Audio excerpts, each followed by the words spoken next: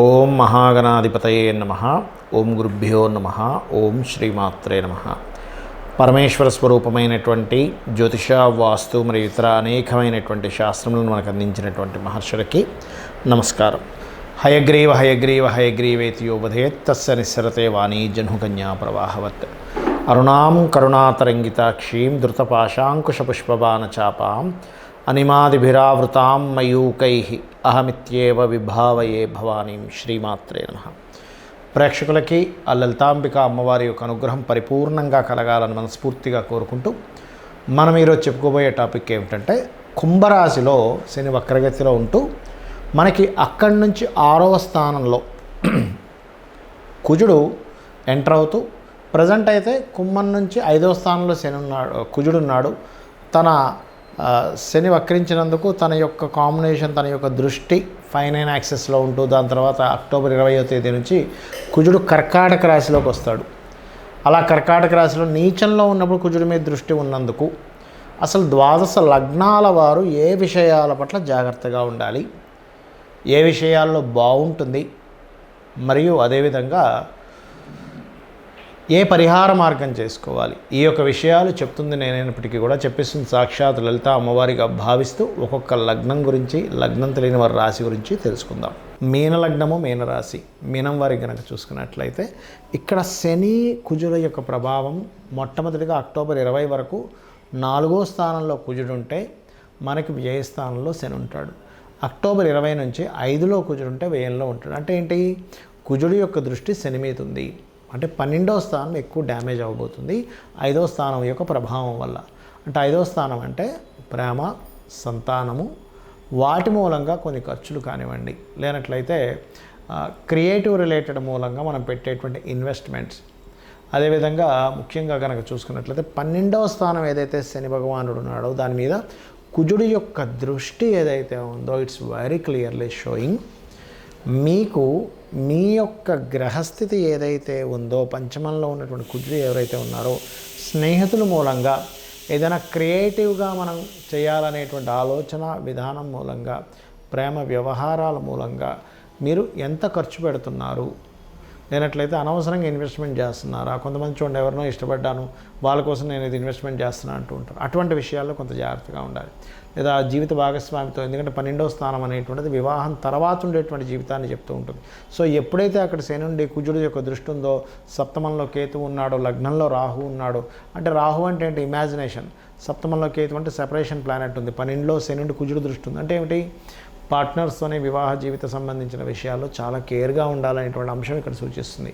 అదేవిధంగా ఒక నిర్ణయం తీసుకునేప్పుడు కొంత జాగ్రత్తగా ఉండాలి. మరి ఇది ఏదో ఒక స్ట్రెంగ్త్ను కూడా ఇస్తుంది కదండి అంటే ఖచ్చితంగా ఇస్తుంది. ఏమిస్తుంది ఇది అని చెప్పి చూసుకున్నట్లయితే, ఎమోషన్స్, గతంలో ఎలా అయితే మీరు ఎమోషన్స్గా ఉండి అనవసరంగా ఇబ్బంది పడ్డారో, ఎక్కడ ఎమోషన్స్ని ఎట్లా ప్లే చేయాలి, నేను అనవసరంగా గతంలో ఓవర్ ఎమోషనే నేను ఇవన్నీ పోగొట్టుకున్నాను, లేకపోతే ఇట్లా నష్టపోయాను, లేనట్లయితే వీటిలో నేను ఒత్తిడికి ఎదురయ్యాను అనేటువంటి ఒక జ్ఞానం, ఒక క్లారిటీ అనేటువంటిది పెరుగుతుంది. ఒక 5 to 6 months ఈ గ్రహస్థితి అయ్యే లోపల.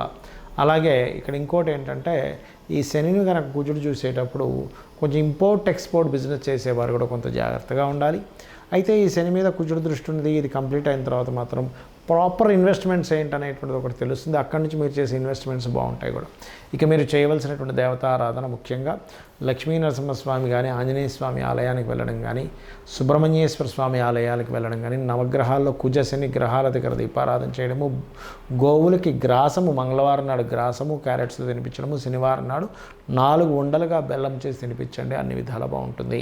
ఈ శని కుజులు పరస్పర వీక్షణ ఇది ఒక 4-5 నెలలు ఉంటుంది. కాంబినేషన్ ఇవన్నీ మనం చెప్పుకున్నాం. అయితే ఈ కాంబినేషన్స్ ఉన్నప్పుడు ఎవరి మీద ఎక్కువ ప్రభావం చూపిస్తుంది, ఇది మోస్ట్ ఇంపార్టెంట్. ఎలా అంటే చూడండి, ఇప్పుడు మనకి చలికాలం వచ్చింది, అందరికీ జలుబేం చేయదు. కొంతమందికి ఏమో ఎక్కువ జలుబు చేస్తే, కొంతమంది నార్మల్గానే ఉంటారు. ఎందుకు, వాళ్ళల్లో ఆ శక్తి ఉంది, తట్టుకునే శక్తి కొంతమందికి ఉంది, కొంతమందికి తట్టుకునే శక్తి లేదు. ఇన్ఫెక్షన్స్ వచ్చినప్పుడు కొంతమందికి వస్తుంది, కొంతమందికి రాదు. అంటే అర్థం ఏమిటంటే, వాళ్ళల్లో ఇన్బిల్ట్గా ఉన్నటువంటి శక్తి ఏదైతే ఉందో అది వాళ్ళని రూల్ చేస్తుంది, అది గుర్తుపెట్టుకోవాలి.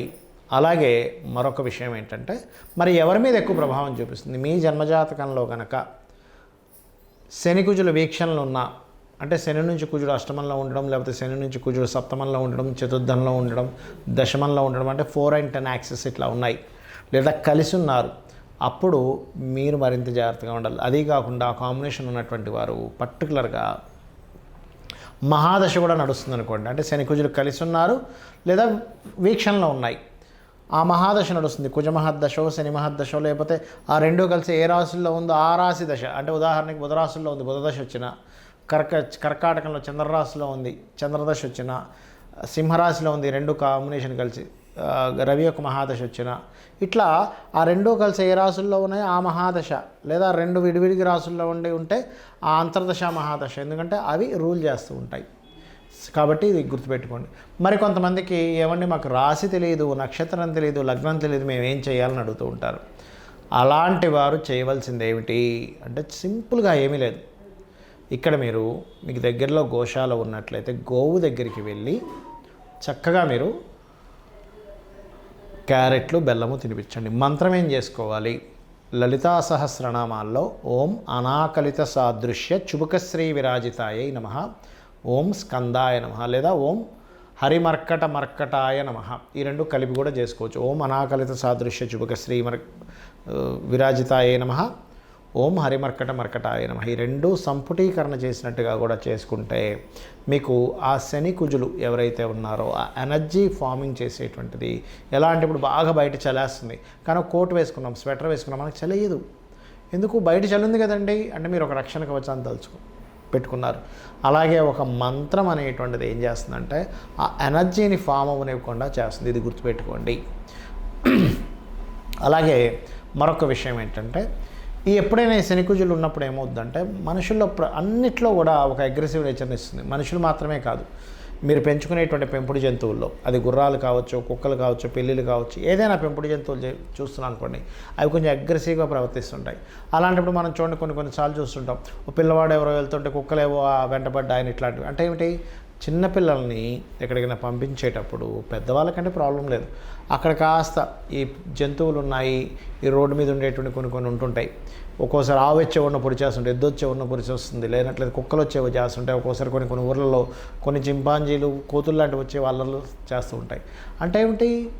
జీవజాతిలో ఆ కాంబినేషన్ అనేటువంటిది ఒక అగ్రెసివ్ నేచర్ని క్రియేట్ చేస్తుంది, మనుషుల్లో ఒక అగ్రెసివ్ నేచర్ని క్రియేట్ చేస్తుంటుంది. చిన్న చిన్న విషయాలకే గొడవలు పెట్టేసుకుంటూ ఉంటారు, మళ్ళీ ఏదో యుద్ధ వాతావరణంలోకి వెళ్ళిపోతూ ఉంటుంది. యుద్ధం వద్దనుకుంటేనే మళ్ళీ యుద్ధం చేస్తూ ఉంటుంటారు.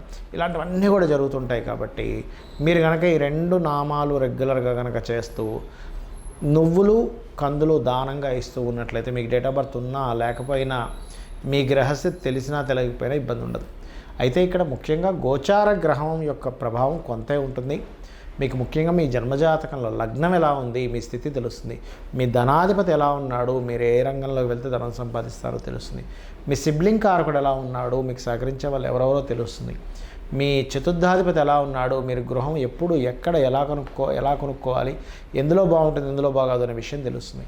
అదేవిధంగా మీ సంతానము, మీరు పూర్వజన్మలో చేసినటువంటి కర్మ, వివాహ జీవితము, ఆల్ ఆఫ్ సడన్గా ఎప్పుడు మార్పులు వస్తున్నాయి, ఏ ఉద్యోగంలో వెళ్తే మీరు సెటిల్ అవుతారు, ఏ వ్యాపారం చేస్తే బాగుంటుంది, మీకు ఇన్వెస్ట్మెంట్స్ ఎప్పుడు చేయాలి, విదేశాలకు వెళ్ళాలా వద్దా, ఎక్కడ టర్నింగ్ పాయింట్ ఉంది, ఎక్కడ మీరు లక్కీ నెంబర్స్ని ఎలా ఎంచుకోవాలి, ఇవన్నీ కూడా మీ జన్మజాతకంలో ఉంటాయి. అంటే మీ జన్మజాతకం 90% to 80 to 90% రూల్ చేస్తే ఒక 10 to 20% గోచారం రూల్ చేస్తూ ఉంటుంది. అంటే గోచారంలో ఈ కండిషన్ ఉంది కాబట్టి మీ జన్మజాతకంలో కూడా ఆ కండిషన్ సంబంధించి నడుస్తున్నప్పుడు మీరు జాగ్రత్త చూసుకోవాలి. అలా చూసుకున్నట్లయితే మీకు ఇబ్బంది కలగకుండా ఉంటుంది, అన్ని విధాలా బాగుంటారు. ఆ అమ్మవారి అనుగ్రహం మీకు బాగుండాలని మనస్ఫూర్తిగా కోరుకుంటూ శ్రీమాత్రే నమః.